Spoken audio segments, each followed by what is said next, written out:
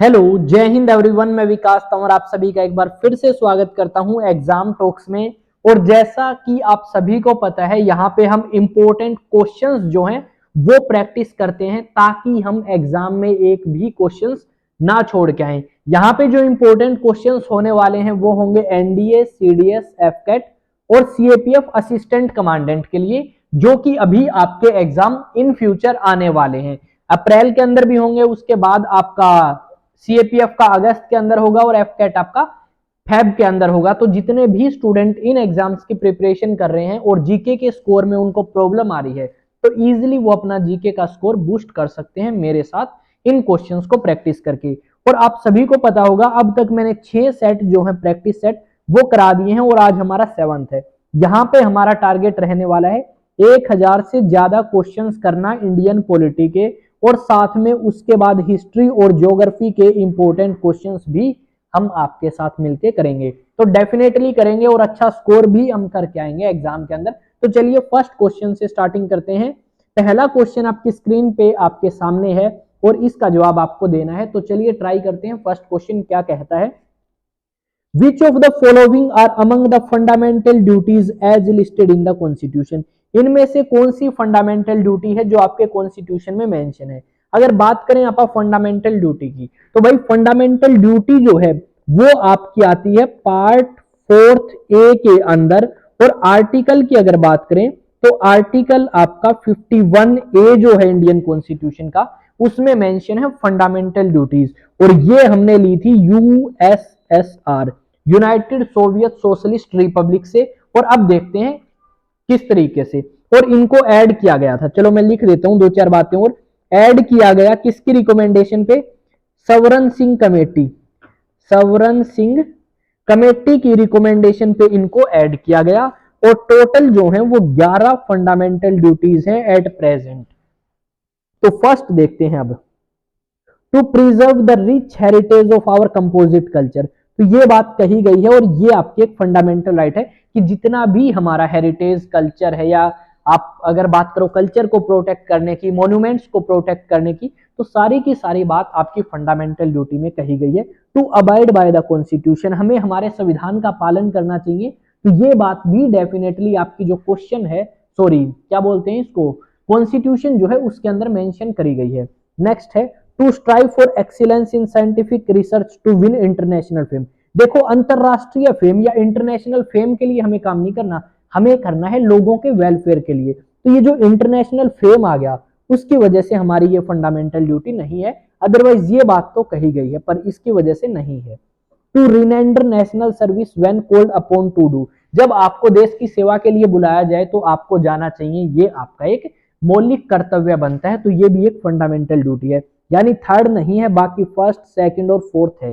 तो देखो first, second, fourth कौन से में है? तो ऑप्शन नंबर सी जो है वो यहाँ पे बिल्कुल सही आंसर होगा। और इसी के साथ में मैंने और भी बहुत सारी चीजें आपको बताई हैं। अब इसी से रिलेटेड मैं क्वेश्चन पूछूंगा कि ये ऐड जो है कौन सी अमेंडमेंट के अकॉर्डिंग करी गई, कब अमेंडमेंट करी? 42nd 1976 में अमेंडमेंट करके 42nd कॉन्स्टिट्यूशनल अमेंडमेंट एक्ट, तब आपकी 10 ऐड करी गई। और 11वीं कब करी गई वो बता दो भाई कमेंट में। सारी की सारी मेरे से पूछोगे कि यार बताओ एक दो तो, ठीक है। सॉरी भाई, गला थोड़ा सा खराब है, एक घुट पानी पी लेते हैं। आज हवा चल रही है ठंडी और पानी भी रखे रखे ठंडा हो चुका है। चलो नेक्स्ट क्वेश्चन देखते हैं। The fundamental duties were included in the constitution with the idea of, जो फंडामेंटल ड्यूटीज हैं वो आपने इंक्लूड करी है कॉन्स्टिट्यूशन के अंदर किस आइडिया से? Give more importance to the fundamental right, fundamental right को ज्यादा इंपोर्टेंस देने के लिए। या सेकंड देखते हैं, curbing subversive and unconstitutional activities, ताकि हम टाल सकें अनकॉन्स्टिट्यूशनल एक्टिविटीज को, जो संविधान के खिलाफ एक्टिविटीज हैं उनको कम करने के लिए। Preventing abuse of fundamental right नहीं। Give more power to executive नहीं। तो बिल्कुल सही बात है, हमने फंडामेंटल ड्यूटीज क्यों ऐड करी है? ताकि जो अनकॉन्स्टिट्यूशनल एक्टिविटीज यानी संविधान के खिलाफ जो एक्टिविटीज होती हैं उन एक्टिविटीज को कम किया जा सके, लोगों को बताया जाए कि तुम्हारी रिस्पॉन्सिबिलिटी तुम्हारे देश के प्रति ये है, ठीक है। तो इसलिए हमने फंडामेंटल ड्यूटीज जो है वो ऐड करी है इंडियन कॉन्स्टिट्यूशन में, ताकि हम अनकॉन्स्टिट्यूशनल एक्टिविटीज को खत्म कर सकें, कम कर सकें।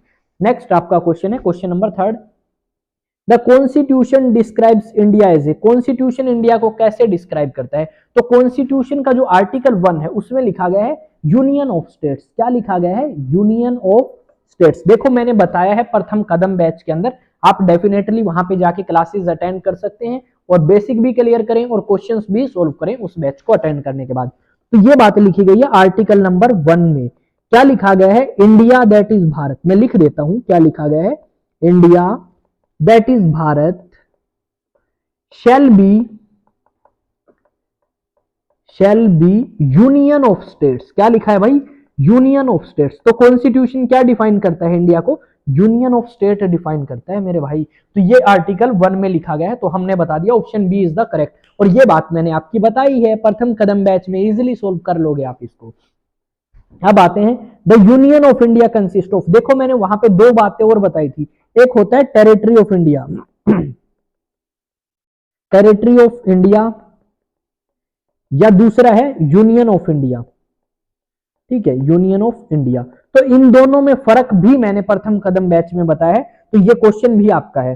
तो यूनियन ऑफ इंडिया में सिर्फ स्टेट्स आती हैं या यूनियन टेरिटरी या एक्वायर्ड टेरिटरी? अगर मैं सिर्फ यूनियन ऑफ इंडिया की बात करूं तो सिर्फ और सिर्फ उसके अंदर क्या आती हैं? उसके अंदर आती हैं स्टेट्स।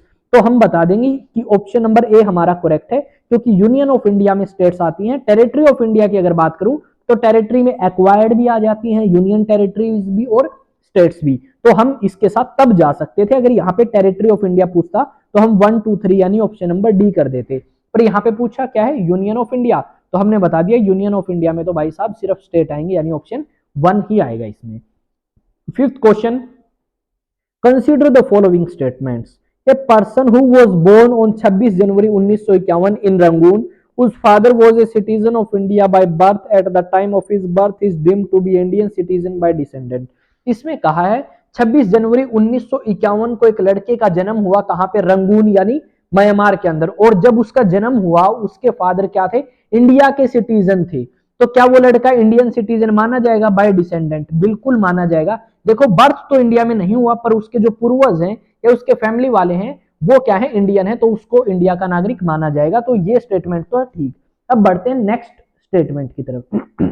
नेक्स्ट क्या है? A person who was born on 1 July 1988 in Itanagar, whose mother is a citizen of India at the time of his birth but father was not, is deemed to be a citizen of India। कि एक लड़के का 1988 1 July 1988 को जन्म हुआ ईटानगर में और उसकी मदर इंडियन है, उसके फादर इंडियन नहीं है, तो क्या वो भारत का नागरिक माना जाएगा? बस माना जाएगा भाई, बर्थ बाय बर्थ, क्योंकि इंडिया के अंदर ही जन्म हुआ है, तो बाय बर्थ वो इंडिया का सिटीजन हो जाएगा। यानी बोथ 1 एंड 2 जो है, देखो जो प्रथम कदम बैच है उसमें मैंने सिटीजनशिप वाला चैप्टर छोड़ दिया है और उसके क्वेश्चंस हम यहाँ पे कर लेंगे ना, तो हमें कोई प्रॉब्लम नहीं होगी, इजिली हम उन क्वेश्चंस को सोल्व कर सकते हैं। सिटीजनशिप वाला जो टॉपिक है वहां से थोड़े से कम क्वेश्चन आते हैं या नहीं आते, इस करके हमने उसको साइडलाइन कर दिया है थोड़ा सा। उनकी प्रैक्टिस मैं आपको यहाँ पे करा दूंगा, प्रीवियस ईयर क्वेश्चन है सीडीएस 2009। ठीक है, तो कम आते हैं और आसान क्वेश्चन है ये, तो हमें बेसिक सा पता भी है कि क्या होगा क्या नहीं होगा। तो यहाँ पे क्या होगा भाई? वो इंडिया का, देखो माता या पिता, फादर या मदर में से एक इंडियन होना चाहिए जब आपका जन्म हुआ है। अगर एक भी इंडियन है ना तो आप इंडिया के सिटीजन माने जाओगे, चाहे आपका जन्म कहीं भी हुआ हो। ठीक है, तो यहाँ पे बोथ ए एंड बी जो है वो करेक्ट होगा। अब आते हैं 6th क्वेश्चन। पीडीएफ के लिए आप टेलीग्राम पे जा सकते हैं भाई, क्वेश्चंस के लिए यहाँ पे जा सकते हैं, और व्हाट्सएप पे भी जो आपका चैनल बनाया गया है उनके ऊपर जाके आप क्लिक करें और मेरे साथ कनेक्ट करें। देखो बेसिकली फायदा क्या होगा यहाँ पे ग्रुप में ज्वाइन करने का, आपको एक तो सारे क्वेश्चंस की पीडीएफ मिलेगी, आप देख सकते हैं कि किसका आंसर क्या था क्या नहीं था, रिवीजन कर सकते हैं, नोट्स भी मिलेंगे आपको, क्लास नोट्स, और जो गवर्नमेंट जॉब की अपडेट्स है वो भी मिलेंगी। और सारे के सारे इन तीनों हैंडल्स के लिंक आपको कहाँ मिलेंगे? चैनल के डिस्क्रिप्शन के अंदर इनके लिंक मिलेंगे। अब आते हैं 6th क्वेश्चन की तरफ। Which one among the following statement regarding the constitutional guaranteed right to education in India is correct? इनमें से कौन सी बात सही है एजुकेशन राइट को लेके? This right cover both child and adult literacy and therefore universally guaranteed education to all citizens of India। देखो ये बात जो है ये मेरे को लगी गलत। क्यों गलत लगी? क्योंकि देखो भारत के हर एक आदमी को अधिकार है जो 6 से लेके 14 के बीच में है, उससे ऊपर है उसको भाई फ्री एजुकेशन नहीं दी जाएगी। ठीक है, इस चीज को आप ध्यान में रखेंगे। अगर हम बात करें नेक्स्ट की, तो नेक्स्ट जो हमारा है, नेक्स्ट क्या है देखते हैं। This right is a child right covering the age group of 6 and 14 and become operational from the year 2015। भाई देखो 6 to 14 मैंने ऊपर बताया है, ये बात इन्होंने नीचे कह दी, पर 6 to 14 की राइट टू एजुकेशन जो है वो फ्री है आपकी कब से, 2002 से। तो 2002 से आपकी ये है, ना कि 2015 से। तो यहाँ पे इसलिए ये आपका सेकंड भी गलत हो गया। नेक्स्ट पे आते हैं थर्ड पे, यानी सी पे। This right has been taken from British constitution was the first welfare state in the world. नहीं भाई, हमने ब्रिटिश से नहीं लिया है ये। ठीक है, ये हमारे खुद की मनमर्जी है कि हमने फ्री कर दिया, क्योंकि हमारे पास इतने रिसोर्सेज तो थी, और ब्रिटिश कॉन्स्टिट्यूशन में आई थिंक ऐसा कुछ नहीं है। This right has been given to all India children. हाँ, ये राइट, जो राइट टू एजुकेशन है, ये हर एक भारत के बच्चे को दिया है जो 6 से लेके 14 के बीच में है। और 86 कॉन्स्टिट्यूशनल अमेंडमेंट एक्ट 2002 के अकॉर्डिंग आपका राइट टू एजुकेशन दिया गया है कि फ्री एजुकेशन देंगे हम हर एक बच्चे को जो आपका 6 से 14 के बीच में लाई करता है। तो ये आपका सही है। अब आते हैं नेक्स्ट पे। तो नेक्स्ट जो है आपका क्वेश्चन वो ये है, ये आपका प्रीवियस ईयर क्वेश्चन था सीडीएस 2011, तो इसको आप देख सकते हैं भाई। नेक्स्ट है, what is the competent body to prescribe condition for acquisition of citizenship. कि भाई इनमें से कौन सी कंपिटेंट बॉडी है जो आपकी सिटीजनशिप को बताएगी कि आपको सिटीजनशिप मिली है या नहीं मिली। तो सीधी सी बात है यार, सिटीजनशिप से जितने भी रिलेटेड कानून है वो सारे के सारे पास कौन करेगा, वो करेगा पार्लियामेंट। तो आपको कौन बताएगा, आपको बताएगा पार्लियामेंट कि आप भारत के नागरिक हो या नहीं, क्योंकि जितने भी कानून है वो सिटीजनशिप से रिलेटेड सारे पार्लियामेंट ही पास करता है। नेक्स्ट पे अगर बात करें, नेक्स्ट है, in India the right to, sorry, in India the right to freedom of speech and expression is restricted on the ground of. देखो भारत के अंदर बोलने की आजादी है, मैंने कहा था फंडामेंटल राइट्स जो हैं वो आपके पास हैं पर एब्सोल्यूट नहीं है। तो यानी इसमें कहा गया है कि जो फ्रीडम ऑफ स्पीच और एक्सप्रेशन है वो रिस्ट्रिक्टेड है, किस किस बेसिस पे, the sovereignty and integrity of India. आप भारत की अखंडता के बारे में कुछ नहीं बोल सकते। बिल्कुल सही बात यहाँ पे इन्होंने कही है कि आपको देखो फंडामेंटल राइट्स तो दिए गए हैं कि आप बोल सकते हो, पर आप भारत की अखंडता के बारे में नहीं बोल सकते। ठीक है, तो यहाँ पे रिस्ट्रिक्शन है, तो ये सही हो गया। कंटेम्प्ट ऑफ कोर्ट, आप कोर्ट ने जो डिसीजन दिया है, फैसला सुना है, उसकी निंदा नहीं कर सकते, ये बात भी सही है। यहाँ पे रिस्ट्रिक्शन है आपकी freedom of speech and expression पे। Friendly relation with foreign states, जिन स्टेट्स के साथ, जिन कंट्रीज के साथ फ्रेंडली रिलेशन है उनके बारे में आप कुछ नहीं बोल सकते। प्रोटेक्शन ऑफ माइनॉरिटीज, ये तो इससे रिलेटेड है ही नहीं, freedom of speech and expression. तो ये फर्स्ट, सेकंड और थर्ड आपका करेक्ट हो जाता है, यानी ऑप्शन नंबर ए में ये फर्स्ट, सेकंड, थर्ड ऑप्शन दिए गए हैं। अब आते हैं नाइन्थ क्वेश्चन की तरफ। नाइन्थ क्वेश्चन है, who among the following conditions are necessary for issue of writ of quo warranto. जो क्वो वारंटो रिट है वो जारी करी जाती है। देखो टोटल 5 टाइप के रिट हैं, और ये आपकी राइट टू कॉन्स्टिट्यूशनल रेमेडीज जो है, यानी आर्टिकल नंबर जो 32 है उसमें आपके 5 टाइप की रिट बताई गई हैं कि अगर आपके फंडामेंटल राइट आपसे कोई छीनता है तो उस समय सुप्रीम कोर्ट 5 टाइप की जो रिट्स हैं वो जारी कर सकती है। तो क्वो वारंटो रिट जारी करने के लिए क्या कंडीशंस हैं आपकी, या क्या कंडीशंस फुलफिल होनी चाहिए, तब जाके क्वो वारंटो आपकी करी जा सकती है डिक्लेयर। तो अगर हम बात करें, फर्स्ट देखते हैं, the office must B public and must be created by statute और बाय द कॉन्स्टिट्यूशन। कि देखो क्वो वारंटो जो है वो तभी जारी करी जा सकती है जब आपका ऑफिस पब्लिक यानी सरकारी हो, और साथ में वो कॉन्स्टिट्यूशन के द्वारा किया गया हो, या पार्लियामेंट ने कोई कानून पास करके उस ऑफिस को क्रिएट किया हो, और उस ऑफिस को कोई बंदा ना छोड़े। तो उस समय जो आपकी सुप्रीम कोर्ट है, मान लेते हैं मैं एसडीओ हूं, ठीक है, और मेरी रिटायरमेंट एज हो चुकी है, पर उसके बावजूद भी मैं रिटायरमेंट नहीं ले रहा, तो उस टाइम सुप्रीम कोर्ट जो है वो मेरे खिलाफ एक रिट जारी कर सकती है क्वो वारंटो, यानी बाय व्हाट अथॉरिटी, यानी किस अथॉरिटी के साथ आप इस पद पे बैठे हो, तो वो पूछ सकती है। तो ये देखो पब्लिक होगी तभी, यानी मान ले यार मेरे घर की एकेडमी है, मेरे घर का स्कूल है, तो उसमें थोड़ी ना सरकार मेरे से पूछ सकती है कि क्यों भाई तू यहाँ पे बैठा है प्रिंसिपल की चेयर पे, या डायरेक्टर बने क्यों बैठा है, या ओनर बने क्यों बैठा है, वहां पे तो पूछ ही नहीं सकते। तो आपका पब्लिक जब ऑफिस होगा उसी टाइम ये पूछा जा सकता है। तो एक तो ये कंडीशन बिल्कुल सही है। The office must be a substantive one and not merely the function और employment of a servant at the will and during the pleasure of another. ठीक है। इसमें क्या कहा गया, the office must be a substantive one and not merely, जो office है not merely the function और employment of a servant and the will during the pleasure of another. ऐसा नहीं है कि आप किसी और की विल या और की प्लेजर के अकॉर्डिंग जो है अपना ऑफिस होल्ड करके बैठे हो। तो ये शायद यार मेरे को अच्छे से समझ नहीं आया इसमें क्या कहना चाहता है ये, चल देखते हैं इसमें। There has been a contravention of the constitution or a statutory instrument is appointing such a person to that office। ये क्वेश्चन यार क्या कहना चाहता है, इस क्वेश्चन को देखना पड़ेगा। There has been a contravention of the constitution or a statutory instrument is appointing such person to that office। इसमें यार एक बार इसको लीव करते हैं, क्वेश्चन को आगे की तरफ बढ़ते हैं। ठीक है, इस क्वेश्चन को देखना पड़ेगा। ये मैंने एलिमिनेट किया था, मेरे को समझ नहीं आया था, तो मैंने सोचा इसको थोड़ा टाइम देंगे, समझेंगे, फिर करेंगे। Suppose A legislation was passed by the parliament imposing certain restrictions on newspaper. These included page, ceiling price and advertisement. The legislation is included in the 9th schedule to the Constitution of India. In this context, which one of the following statement is correct? इसमें कहा है अगर legislation was passed by the parliament, यानी ये कानून जो है वो पास किया जाता है पार्लियामेंट के द्वारा कुछ रिस्ट्रिक्शंस लगाने के लिए न्यूज़पेपर पे, जैसे पेज सीलिंग, कितने पेज होंगे, प्राइस क्या होगी, एडवर्टाइजमेंट से रिलेटेड। तो इसमें आपको बताना है कि किस इनमें से कौन सी जो आपकी कंडीशन क्या बोलते हैं स्टेटमेंट जो है वो इनमें से कौन सी करेक्ट है। ठीक है, आपको बताना है 9th शेड्यूल में जो इंक्लूड है। A legislation is invalid as it violates the freedom of press.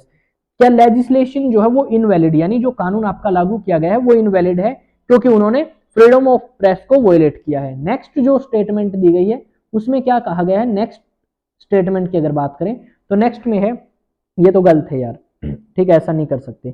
The legislation is valued by the article virtue of article 31, तो ये भी आपका गलत है क्योंकि right to freedom of speech and expression तो 19 में है।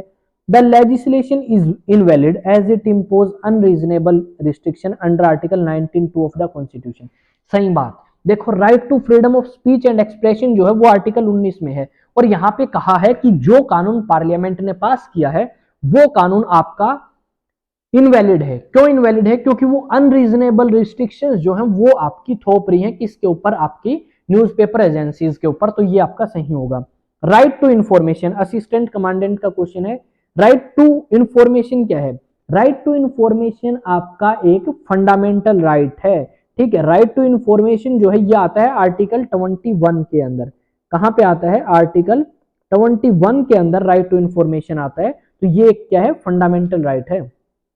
नेक्स्ट है, which of the following statement regarding the fundamental duties are contained in the constitution. आपको बताना है फंडामेंटल ड्यूटीज को लेकर इनमें से कौन सी स्टेटमेंट सही है। तो इन तीनों में से अगर देखें, they can be enforce through writ जुडिक्शन, नहीं, इनको एनफोर्स नहीं कर सकते, non enforceable and non justiciable है। ये क्या है, नॉन एनफोर्सेबल और नॉन जस्टिशिएबल। तो ये पहला तो वैसे ही गलत हो गया क्योंकि इसमें क्या कहा है, इसमें कहा है एनफोर्स कर सकते हैं, तो फर्स्ट गलत है। तो फर्स्ट इसमें है, तो ये तो गए भाई। They have form A part of the constitution, क्या जब से कॉन्स्टिट्यूशन अडॉप्ट किया तब से फंडामेंटल ड्यूटीज हैं, तो ये भी गलत हो गया। तो यानी ये तो गए सारे, और बचा ऑप्शन क्या, डी, यानी 3 ओनली ठीक होगा। दे आर एप्लीकेबल ओनली, तो यार ये जो फंडामेंटल ड्यूटी है तो ये सिर्फ और सिर्फ भारत के नागरिकों के लिए है कि आपको ऐसा करना चाहिए। भारत का नेशनल एंथम बजेगा तो कोई पाकिस्तानी क्यों खड़ा होगा यार जो भारत में आया है। ठीक है, तो यहाँ पे आपका ऑप्शन नंबर डी जो है वो करेक्ट होगा। अब आते हैं 13th क्वेश्चन पे। 13th क्वेश्चन की अगर बात करें तो कौन हॉर्न बजा रहा है यार बाहर। 13th क्वेश्चन की अगर बात करें तो 13th क्वेश्चन में कहा है which one among the following pair is not correctly match, इनमें से कौन सा पेयर करेक्टली मैच नहीं है। Power of parliament creating a new state, नई स्टेट बना सकती है भाई, पार्लियामेंट के पास पावर है। Power of state legislature altering the name of the state, क्या स्टेट का नाम चेंज कर सकती है भाई स्टेट लेजिस्लेचर, तो ये आपका इनकोरेक्टली मैच है, तो हम कर देंगे बी, क्योंकि स्टेट के पास थोड़ी ना पार्लियामेंट के पास पावर है, तो स्टेट तो चेंज कर ही नहीं सकती किसी भी स्टेट का नाम। उसके अलावा equality before law, equality before law जो है वो सभी के लिए बराबर है, चाहे वो सिटीजन हो चाहे नॉन सिटीजन, ये भी ठीक है। इक्वेलिटी ऑफ अपॉर्चुनिटी सिर्फ इंडियन सिटीजन, यानी इक्वेलिटी ऑफ अपॉर्चुनिटी आपकी आर्टिकल 15 मैंने बताया था सिर्फ और सिर्फ इंडियंस के लिए अवेलेबल है, और प्रथम कदम बैच के अंदर ये सारी चीजें मैंने बताई है आपकी। अब आते हैं 14th क्वेश्चन पे। 14th क्वेश्चन है which among the following is not guaranteed by the constitution, इनमें से कौन सी चीज गारंटी नहीं करता Indian constitution. Freedom to move freely throughout the country, भाई पूरे भारत में कहीं भी आप जा सकते हो थ्रू आउट द कंट्री, ये आपको दिया है इंडियन कॉन्स्टिट्यूशन, गारंटी करते हैं इस चीज की। तो हमें बताना है किसकी नहीं करता, किस चीज की गारंटी नहीं करता। Freedom to assemble peacefully without arms, ये भी आर्टिकल 19 में मेंशन है कि आप इकट्ठा हो सकते हो बिना हथियारों के। Freedom to own acquire and dispose of property anywhere in country, कहीं भी प्रॉपर्टी खरीद सकते हो बेच सकते हो, ये भी आपका गारंटी करता है। Freedom to practice any trade और प्रोफेशन, क्या आप कोई भी ट्रेड कोई भी प्रोफेशन जो है वो अपना सकते हैं, ये गारंटी करता है। तो ये भी गारंटी करता है। पर हमें जो है यहाँ पे एक स्टेटमेंट दोबारा पढ़ने की जरूरत है जो कि आपकी स्टेटमेंट थर्ड है, freedom to own acquire and dispose of property anywhere. तो ये जो एनीवेयर शब्द आ गया ना, वैसे तो हम इसको ठीक कर सकते थे, पर ये जो वर्ड है एनीवेयर, ये भाई नाश की जड़ है। किस तरीके से, क्योंकि कुछ रिस्ट्रिक्टेड एरिया है जैसे जम्मू एंड कश्मीर, उसके अलावा जो ट्राइबल कम्युनिटीज जहां पे रहती है, अंडमान निकोबार में जो ट्राइब्स रहते हैं, वहां पे जाके आप जमीन नहीं खरीद सकते। तो इस करके ये आपका ठीक नहीं है, ये गारंटी नहीं करता इंडियन कॉन्स्टिट्यूशन आपको। अब आते हैं 15th पे। 15th में क्या कहा गया है, which of the following are envisaged as being a part of right against exploitation, इनमें से कौन सा आपका पार्ट है राइट अगेंस्ट एक्सप्लॉयटेशन जो इंडियन कॉन्स्टिट्यूशन में है। Prohibition of traffic in human being and force labour, ये बात कही है भाई राइट अगेंस्ट एक्सप्लॉयटेशन, यानी आर्टिकल 23 और 24 की यहाँ पे बात हो रही है। किसके आर्टिकल 23 और 24 में आपकी चाइल्ड लेबर और फोर्स लेबर की बात करी गई है, तो ये तो है। उसके बाद अबोलिशन ऑफ अनटचेबिलिटी, ये नहीं है भाई, क्यों, क्योंकि ये आर्टिकल 17 में है। उसके बाद protection of interest of minorities, ये आपका आ जाता है आर्टिकल नंबर 29 में, तो ये भी आपका नहीं होगा, यानी फर्स्ट है एक तो। Prohibition of employment of children in factories and mines, ये भी आर्टिकल आपका 24 के अंदर मेंशन है, और ये 23 के अंदर मेंशन है। तो यानी आपका 1 और 4, 1 एंड 4 आपका करेक्ट होगा। डी अगर मैं दूं ऑप्शन तो नन, क्योंकि एक ऑप्शन नहीं था, तो हम क्या कर देंगे भाई यहाँ पे सी ऑप्शन कर देंगे। 1 और 4 जो है वो आपका करेक्ट है, और सीडीएस का क्वेश्चन है 2011 का, ध्यान में रखें। अब आते हैं 16 क्वेश्चन पे।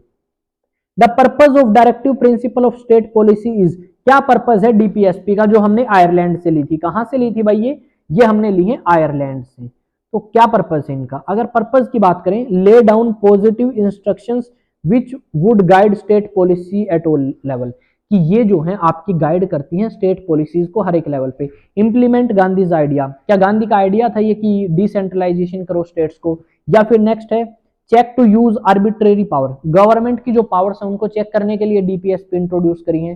Promote welfare of the backward sections, क्या जो बैकवर्ड सेक्शंस हैं ओबीसी एससी एसटी, उनके प्रमोशन के लिए, उनके वेलफेयर के लिए ये चीजें स्टार्ट करी गई हैं। तो आपको बताना है इनमें से कौन सी सही है, तो जल्दी से आप मुझे कमेंट सेक्शन में बता सकते हैं इनका आंसर। अगर नहीं आता तो भाई मैं तो फिर बताऊंगा ही, ठीक है। तो अगर हम बात करें तो ए जो ऑप्शन है ये बिल्कुल सही है, ये आपकी हर एक लेवल पे सरकार को गाइड करती है कि किस तरीके से आपकी पॉलिसीज होनी चाहिए, ताकि एक अच्छी वेलफेयर स्टेट जो है वो बन सके, एक अच्छी वेलफेयर कंट्री बन सके जहां पे हर एक व्यक्ति का भला हो। नेक्स्ट है, in which case did the supreme court restore the primacy of fundamental rights over the directive principles of state, किस केस के अंदर आपकी जो सुप्रीम कोर्ट है वो रिस्टोर करती है primacy of the fundamental rights directive principles के ऊपर। तो आपकी अगर हम बात करें डीपीएसपी और फंडामेंटल राइट्स से रिलेटेड केस कौन से थे, आपको ये पता होना चाहिए। तो गोलकनाथ केस जो है वो आपका ये चीज शो करता है, ठीक है, फंडामेंटल राइट्स को ऊपर रखता है डीपीएसपी से। नेक्स्ट आते हैं 18th क्वेश्चन पे, which of the following right conferred by the constitution of India is also available to non citizen, इनमें से कौन सा राइट है जो सिटीजन के अलावा नॉन सिटीजन को भी दिया गया है, available to non citizen.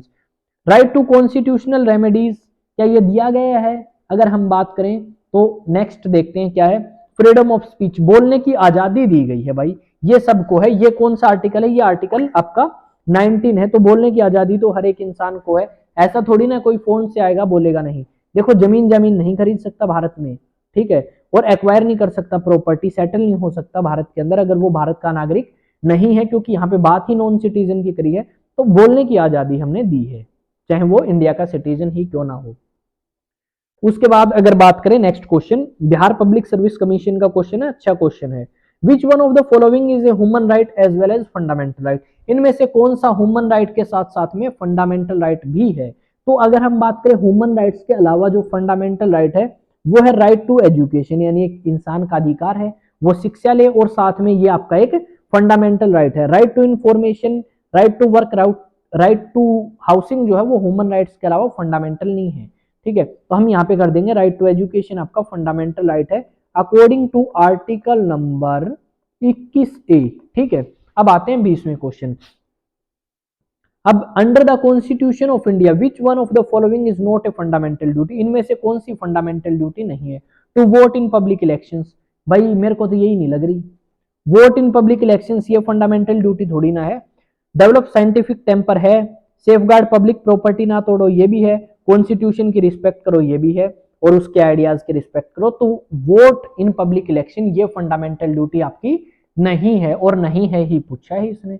Next आते हैं गवर्नमेंट इज फेडरल और unitary on the basis of relation between the, देखो गवर्नमेंट फेडरल है या यूनिटरी है, ठीक है, क्या हो गया पेंसिल बंद होगी, हाँ चलो चल गई। गवर्नमेंट आपकी फेडरल है या यूनिटरी है, किस बेसिस पे? जो आपके अलग अलग ऑर्गन्स होते हैं ना उसके गवर्नमेंट के, वो डिसाइड करते हैं गवर्नमेंट फेडरल है या यूनिटरी है। यानी देखो सेंटर और स्टेट के बीच में अगर पावर डिवाइड है तो वो फेडरल है, और सेंटर के पास सारी पावर है स्टेट के पास नहीं है, तो आपकी रिलेशन जो है यानी वो नहीं है सेंटर और स्टेट के बीच में, और यहाँ पे फेडरल फॉर्म ऑफ गवर्नमेंट हमें देखने को मिलेगी। 22वें की अगर बात करूं, which of the following statement is are correct, इनमें से कौन सी स्टेटमेंट करेक्ट है? The territory of the units of Indian federation may be altered by parliament by simple majority, कि अगर हमें कोई टेरिटरी चेंज करनी हो इंडियन फेडरेशन की तो वो सिंपल मेजोरिटी से पार्लियामेंट कर सकता है। क्या ये बात सही है? तो बिल्कुल सही बात है, पार्लियामेंट सिंपल मेजोरिटी से कर सकता है। The consent of state legislature is necessary before parliament redistribute it's territory, भाई नेसेसरी नहीं है स्टेट लेजिस्लेटिव की कंसेंट या सहमति की। ठीक है, पार्लियामेंट अपनी मन मर्जी से कर सकता है, स्टेट से वैसे पूछता है, अगर स्टेट एग्री करें तो भी ठीक है, और अगर एग्री ना करें तो उस समय भी पार्लियामेंट के पास इतनी पावर है कि वो उनके अंदर बदलाव कर सकता है। नेक्स्ट अगर बात करें, the president recommendation is necessary for introduction in parliament a bill redistributing territory of any state, ये है आपका कि अगर आप रीडिस्ट्रीब्यूट करते हो टेरिटरीज को, यानी उनके अंदर कोई फेरबदल करते हो, तो प्रेसिडेंट की रिकमेंडेशन तो जरूरी है। तो यानी आपका एक तो फर्स्ट और एक थर्ड। अब फर्स्ट और थर्ड किस में है भाई?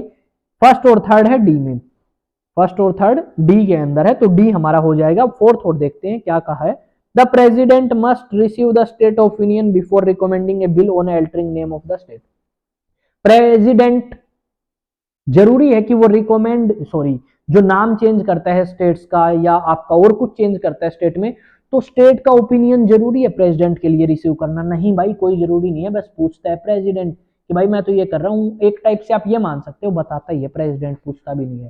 ठीक है, उसके बाद आते हैं regarding equality before law, the Indian constitution makes exception in case of equality before law, कानून के सामने सभी बराबर तो हैं, पर भाई यहाँ पे एक एक्सेप्शन है, जैसे आपका जो राष्ट्रपति है, ठीक है, या उसके अलावा जो गवर्नर है, उनको थोड़ा सा कंसेशन दिया है। मान लो वो कुछ कर देते हैं तो ऐसा नहीं है, अपने को तो डायरेक्ट उठा लेगी पुलिस, पर उनको छूट दी जाती है, नोटिस दिया जाता है 14 डेज का एडवांस नोटिस कि आपने ये किया है, आप इसका हमें जवाब दें कि आपने ऐसा कदम क्यों उठाया, और उसके बाद उनके आगे लीगल प्रोसीजर जो है वो स्टार्ट होता है।